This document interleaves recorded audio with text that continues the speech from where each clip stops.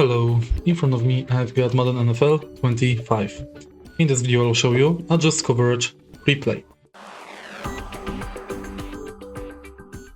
In the beginning, let's go to Preplays in Skills Trainer and go to Adjust Coverage.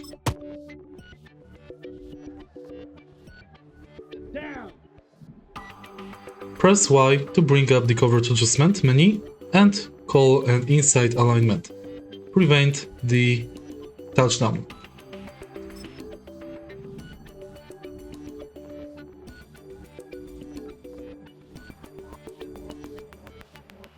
Ready.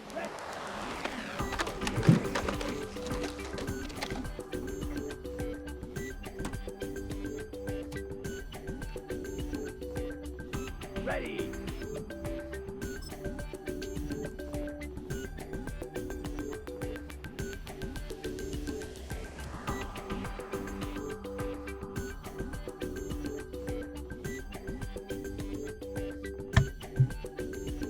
And that's basically it.